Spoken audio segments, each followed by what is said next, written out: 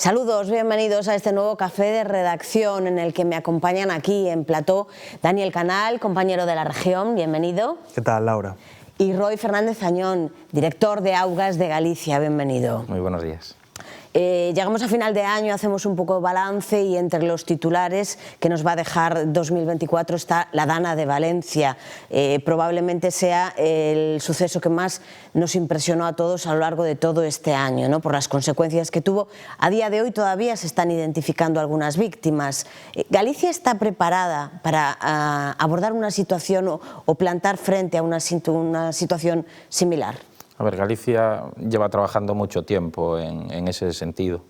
Ya en el 2004 empezó con sus primeros modelos de predicción, que fue evolucionando y yo creo que ahora mismo estamos con un modelo muy avanzado para poder hacer frente, por lo menos al conocimiento de la llegada de episodios extremos como ese y poder anticiparnos. O sea, cada vez los fenómenos son más extremos, como decía, pero lo importante es predecirlos, conocerlos y saber cómo actuar en esos casos. Y yo creo que estamos en una situación de poder anticiparnos a ellos. Una situación así nos permitiría actuar con diligencia. A ver, no todo es comparable, porque al final estamos hablando de cuencas diferentes, sí, con diferentes tiempos de concentración, diferentes concentraciones de esas precipitaciones y cómo evolucionan. Galicia es muy diferente a Levante, entonces ni va a haber esos ríos tan grandes que encaucen tanto caudal y lleguen a puntos con agua tan concentrada, ni va a haber esas precipitaciones tan extremas, ¿no? O sea, somos una región, una comunidad autónoma diferente, eso para empezar. Pero bueno, todos los mecanismos de control, de predicción y de actuación están implementados adaptándonos a nuestras circunstancias y nos permiten, yo creo que estar tranquilos para poder anticiparnos a todo eso. Recientemente se anunció la creación de esas primeras zonas inundables. ¿Debería este modelo desarrollarse en toda Galicia y cómo se va a desarrollar? A ver, la creación de zonas inundables parte de varias premisas. Primero, porque es la manera más natural de recuperar esos espacios que se habían perdido para los ríos.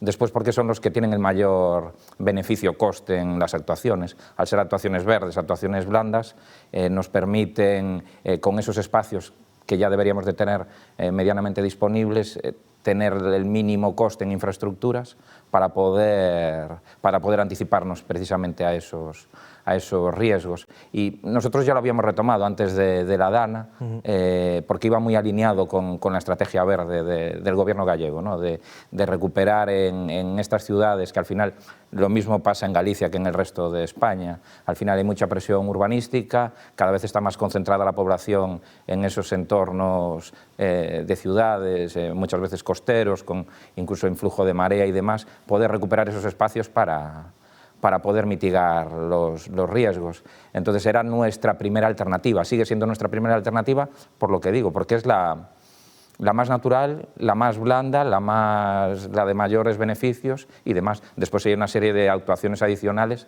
que tampoco se pueden olvidar, pero bueno, digamos que al final lo que tratamos es de reducir los riesgos, de reducirlos cuanto antes y después ir evolucionando sobre esas primeras alternativas.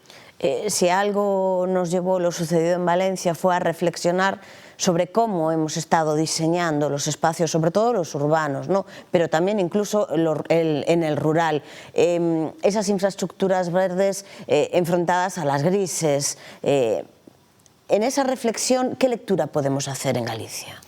A ver, digamos que son dos filosofías, pero con el mismo objetivo. O sea, al final lo que buscamos es minimizar riesgos. La infraestructura verde tiene esas dos ventajas que hablamos. Una, es la más natural y segundo, es la menos costosa.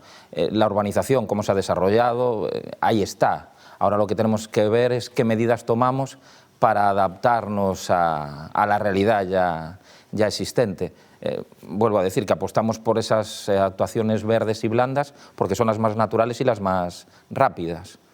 Tampoco dejaría de lado las otras, ¿no? Al final, actuar sobre obras de drenaje que tienen diámetros inadecuados, actuar sobre obras de paso en los ferrocarriles o en nuestras carreteras, al final hay muchos puentes que generan obstáculos a los ríos.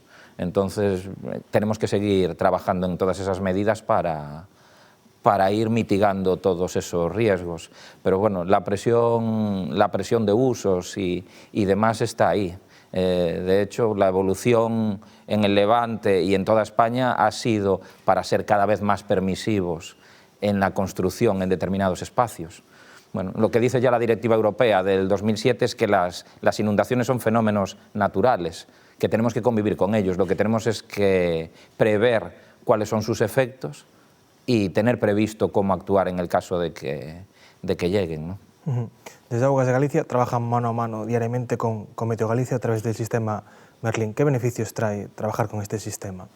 A ver, nosotros lo que hacemos, el modelo Merlin, es un modelo de predicción que trabaja no solo con el caudal y con los niveles que cogen los diferentes cauces, sino también con un modelo hidráulico, hidrológico de inundación. Entonces lo que hacemos es recoger datos, principalmente de Meteo Galicia, porque Meteo Galicia tiene muchas más estaciones de medida de precipitación que AEMET, pero también con datos nacionales, y hacer que circule a lo largo de ese programa, de ese software, y estar dando continuamente datos para que Protección Civil y los ayuntamientos puedan tomar medidas en caso de alertas por desbordamientos o por caudales elevados. La ventaja que tiene tener un modelo único y coordinado con la propia administración, en este caso con Meteo Galicia, con la propia Xunta de Galicia, es que la coordinación es mucho más sencilla. Al final estamos pues dentro del paraguas de la Consellería de Medio Ambiente los dos y consiguiendo que la comunicación sea eficiente y fluida, ¿no? Por eso apostamos por un modelo único y se está apostando también por tener las competencias en meteorología que nos permitan acompasar pues todas las medidas que tenemos de estudio y de predicción. Esto nos ayuda a entender un poco cómo funciona Augas de Galicia y cuáles son sus competencias. ¿El modelo Galicia Costas es exportable al resto del Estado español? Bueno, el modelo que tenemos nosotros lo tiene el resto, o sea, todos estamos evolucionando hacia lo mismo, con tiempos diferentes. Lo que pasa que al final yo creo que partimos de tipos de cuencas, de tipos de ríos diferentes, entonces cada uno se fue amoldando a sus necesidades. Pero bueno, participaba hace poco en alguna reunión de confederaciones y todo el mundo está yendo a modelos cada vez más completos, ¿no? Implica una colaboración en todos estos trabajos de los que estamos hablando, ese rediseño de los espacios, implica una colaboración entre diferentes administraciones e entidades. Implica una colaboración y bueno, todo acaba en el paraguas de Protección Civil en este caso, ¿no? Hay un plan Inungal de respuesta ante inundaciones de Galicia, en la que ahí va a llegar toda la información de Galicia Costa, Aguas de Galicia como organismo de cuenca y toda la información de las confederaciones que hay aquí, principalmente Miño-Sil, pero también no podemos olvidar que está el Cantábrico y una esquinita pequeña del Duero. Entonces, al final toda esa información llega al mismo punto. Bueno, quizás si en vez de 4 recepciones diferentes fuese un modelo único, podría llegar a ser más sencillo, pero bueno, esa es la situación actual. La Dana también ha traído mucho debate en torno a lo que es la limpieza del cauce de los ríos, un debate que incluso aquí en Galicia podría venir de antes porque el tema concellos, Confederación Hidrográfica, ahí siempre ha habido un choque en lo que es la limpieza del cauce. ¿Dónde cree usted que debe estar el equilibrio en este sentido? A ver, nosotros ya buscamos huir un poco del concepto limpieza. Nuestros contratos se llaman mantenimiento y conservación fluvial, porque queremos dejar claro, y más en situaciones como esta, que una cosa es eliminar obstáculos que no facilitan que el río fluya de manera natural, y otra es el tema limpieza, que se puede malinterpretar, ¿no? O sea, tenemos que dejar muy claro que el río tiene que tener vegetación a su alrededor, que la vegetación de ribera es básica, o sea, al final es lo que está conteniendo esos cauces. Si no tuviésemos vegetación de ribera, cuando llegase un episodio extremo, no solo llevaría agua a determinados puntos, sino que se llevaría también tierra y demás, es lo que pasó con episodios como los de la Dana. Entonces, lo único que queremos dejar muy claro es que tenemos que seguir trabajando en que el río siga teniendo un ecosistema natural y mantenido. Entonces sí que hay que retirar obstáculos, sí que hay que reducir todas esas presiones artificiales que se han generado con obras de drenaje reducidas, con estructuras que están encima de nuestros ríos, y bueno, va hilado un poco con la evolución que estamos intentando plantear a nivel normativo. ¿Para qué? para que Aguas de Galicia, que tiene la responsabilidad sobre el dominio público hidráulico en las zonas fuera de núcleos, pueda trabajar con sencillez, y que los particulares, que al final son los que están del dominio público hacia los extremos, puedan hacer también en sus propiedades, en la zona de servidumbre, en la zona de policía, unos trabajos que permitan poder llegar al río y poder mantener y conservar el río, pero siempre con ese equilibrio que es, no es abrir el río, no es limpiar, es mantener un ecosistema sano que conviva con nuestras presiones, ¿no? No es una cuestión estética. No es una cuestión estética, no, es una cuestión funcional y es una cuestión en la que lo que se quiere primar es la seguridad de las personas. Llega 2025 y llega con cambios de normativas, con normativa nueva. ¿Cómo afecta a la seguridad en el entorno de los ríos? La normativa va en esas dos partes que intentaba transmitir. Una, la actuación de la Administración, y otra, lo que pueden hacer los particulares. La actuación de la Administración, en este caso la Administración hidráulica o los propios ayuntamientos, lo que se está buscando es que se libre un poco del corsé, sobre todo temporal, de una serie de permisos que tardan en llegar y que no nos permite la anticipación suficiente si existe ese riesgo para las personas. Entonces, aún teniendo en cuenta todo lo que hay que seguir teniendo en cuenta, patrimonio cultural, patrimonio natural, posibles afecciones, lo que nos hace es liberarnos de esa carga a nivel administrativo y poder empezar una actuación, aunque sigamos haciendo toda esa tramitación. Entonces nos permite anticiparnos. Eso por un lado. Después se han establecido algunas medidas orientadas a particulares para que las declaraciones responsables lleguen a más ámbitos, es decir, que alguien simplemente diciendo yo voy a hacer esto y esté dentro de unos supuestos pueda comenzar a hacerlo al día siguiente y no esté esperando una autorización. Nosotros evidentemente vamos a tener una labor de control posterior, ¿no? Hay mucha gente que me transmite el miedo a ver si se van a hacer cosas fuera de...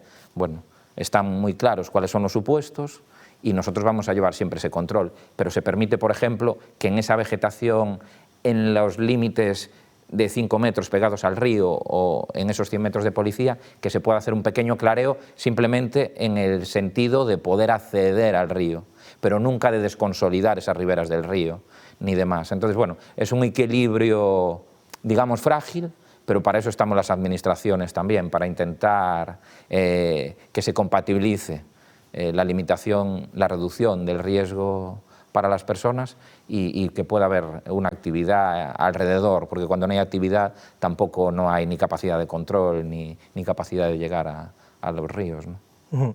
Si nos vamos al extremo, están las sequías. Es cierto que los últimos años hidrológicos en Galicia han dejado muy buenos datos, pero no es descartable que para el futuro se tenga que afrontar una situación como esta.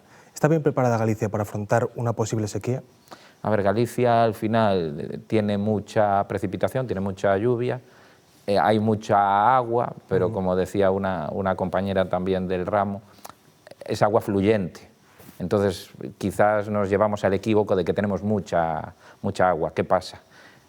Cada vez, poco a poco, las lluvias serán menores, pero sobre todo serán más extremales, con lo cual tenemos que tener capacidad de regulación también, tenemos que tener capacidad de almacenamiento que quizás nos esté ahora mismo faltando, ¿no? Yo creo que ahora una de las líneas de trabajo, estoy seguro porque es una de las que llevamos en los presupuestos, tiene que ser anticiparnos también a esos fenómenos extremos, en particular la sequía, y estamos apostando por reforzar líneas de abastecimiento, por si somos capaces que lleguen a los principales núcleos agua de varios puntos, con lo cual si algunos manantiales o algunas captaciones sufren deterioro y hay menos caudal, poder tirar de otros puntos y tener alguna capacidad de almacenamiento adicional que nos permita en puntas muy determinadas pues tener reservas para varios días y poder también dar margen a la toma de decisiones, ¿no? Estamos implementando también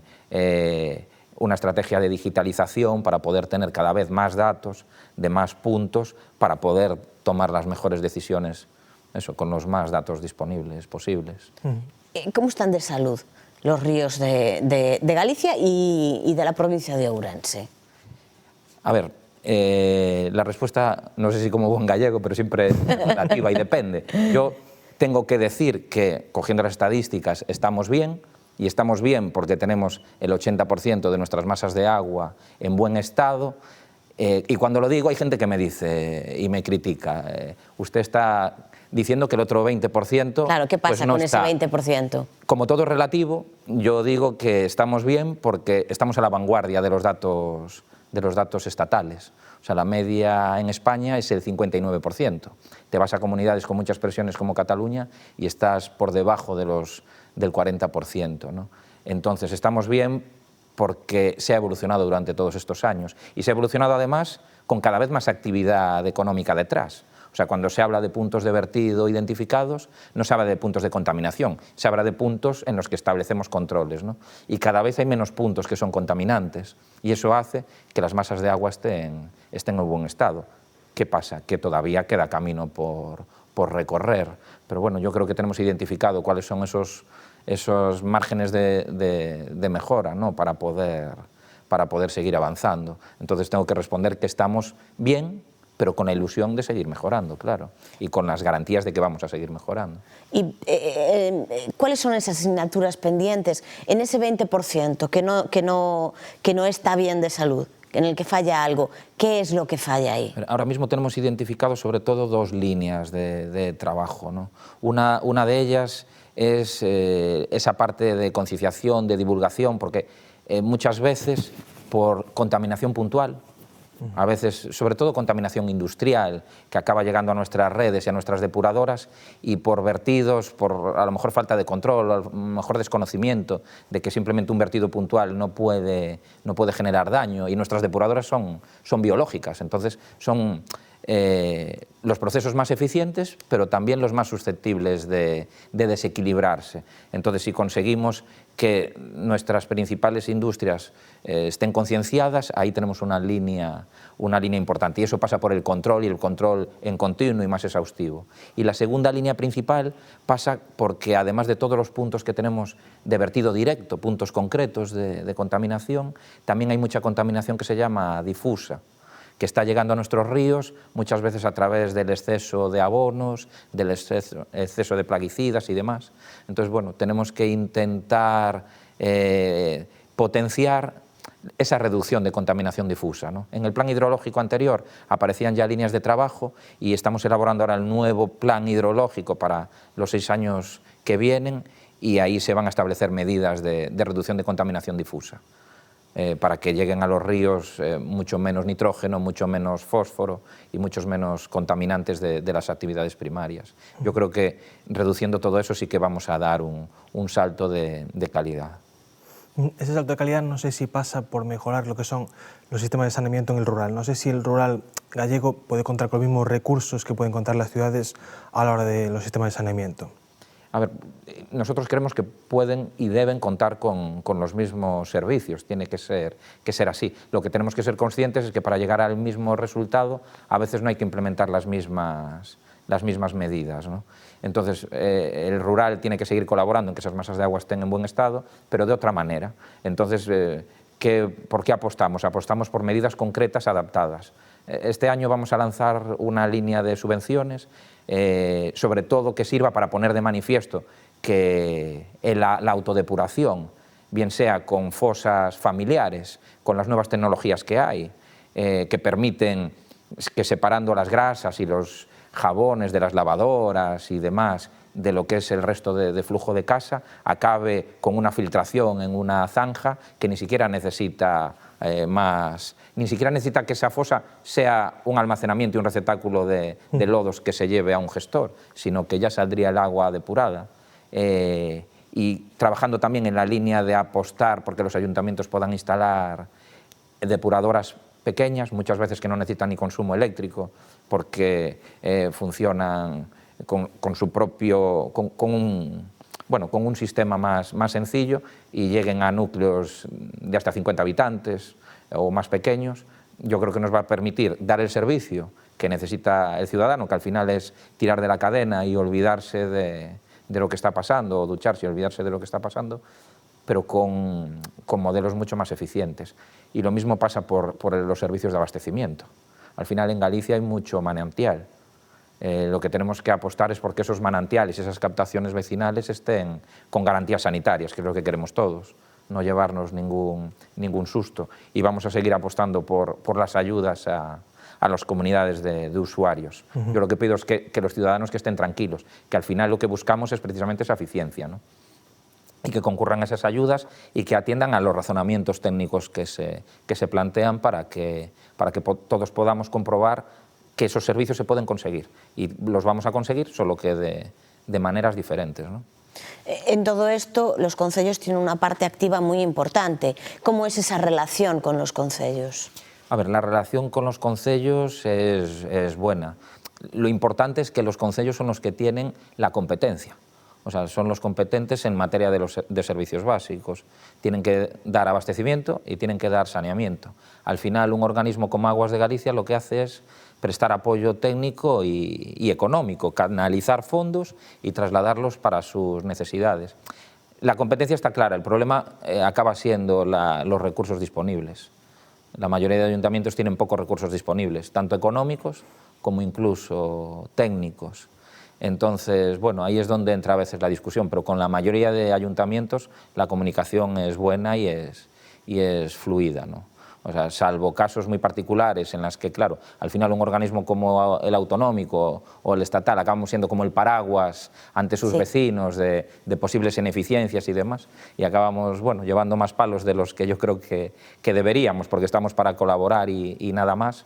Yo creo que la colaboración es buena y yo creo que cada vez será más buena, ¿no? Nosotros vamos a apostar por mecanismos para seguir teniendo espacios de convivencia y de colaboración. Estamos en Ourense, que es la única provincia gallega que no tiene costa. ¿En qué se puede diferenciar la labor de Aguas de Galicia en Ourense si la comparamos con, por ejemplo, la labor en Pontevedra?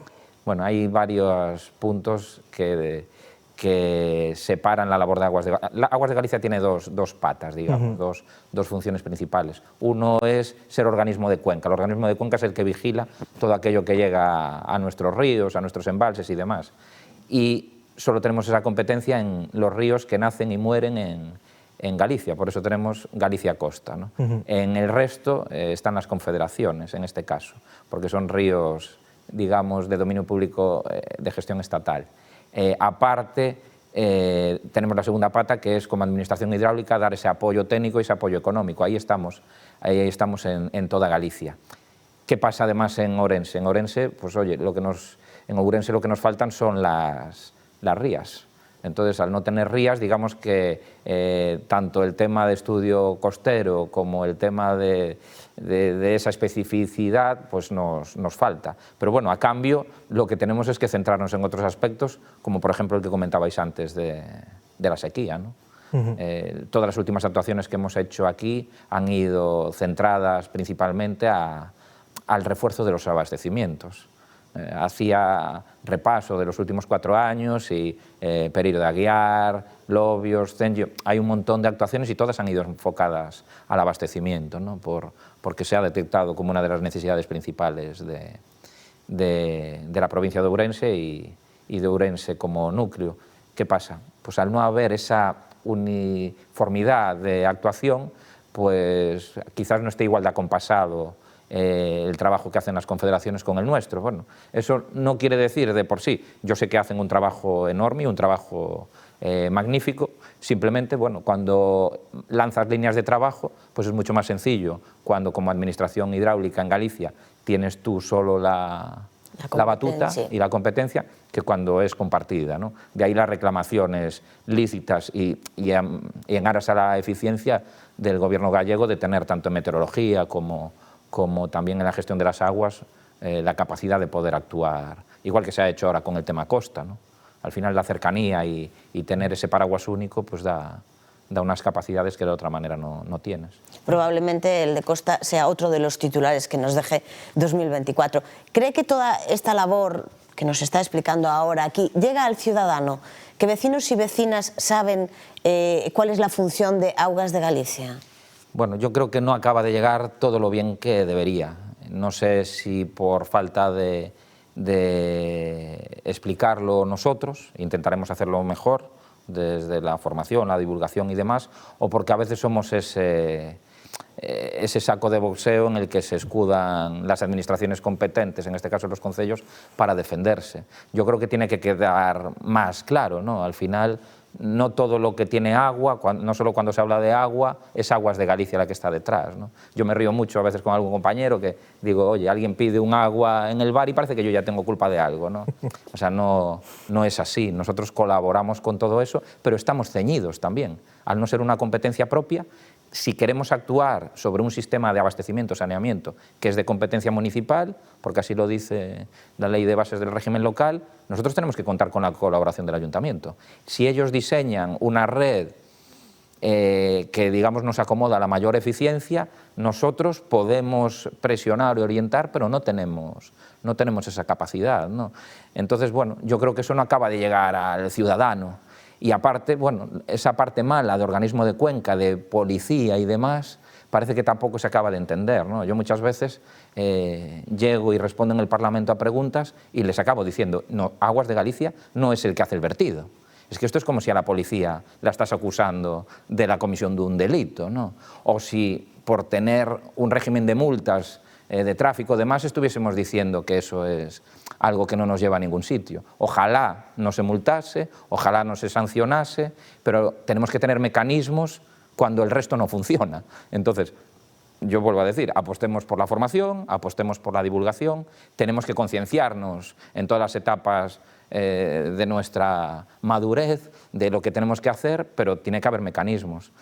Y eso se tiene que acabar de entender. Y yo lo que pido en esa colaboración, que yo creo que cada vez es mejor con los ayuntamientos y con todas las administraciones, en que no nos autoengañemos, que de verdad seamos conscientes de cuál es el marco de trabajo, trabajemos de la mano, y si hay algo que queremos cambiar, para eso están los parlamentos, quiero decir, para legislar.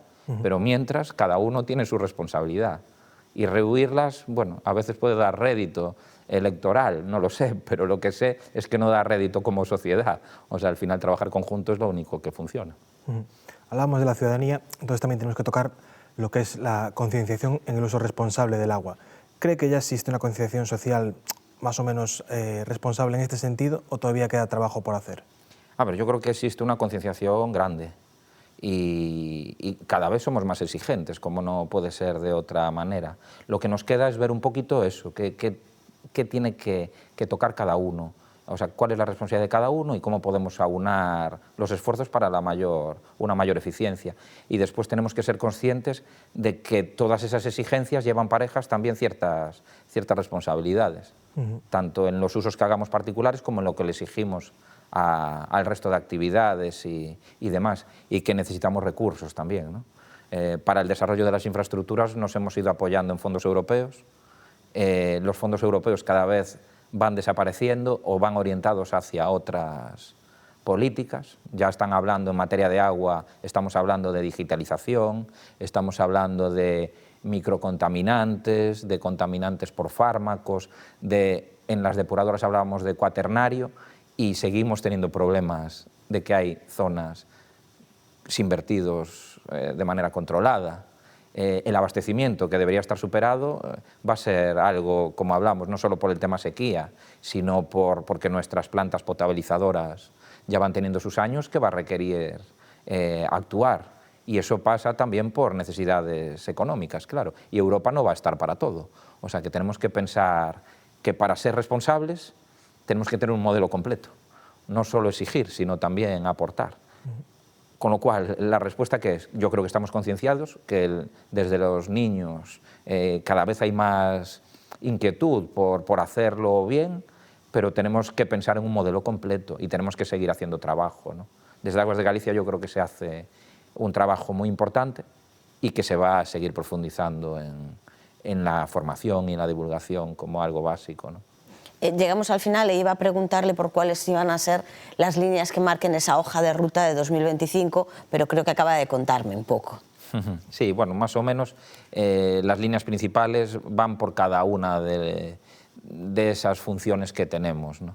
En los servicios básicos no vamos a poder olvidarnos de que nuestras rías siguen siendo puntos importantísimos, y la depuración no solo de las rías, sino también de los núcleos y de los núcleos rurales. Entonces tenemos una partida importantísima de toda la inversión De los 96 millones, 60 van a depuración, y van a depuración de rías y de núcleos, incluso en las zonas rurales. Empezamos por ciudades como Ferrol, como Santiago, pero continuaremos por el resto de las grandes ciudades.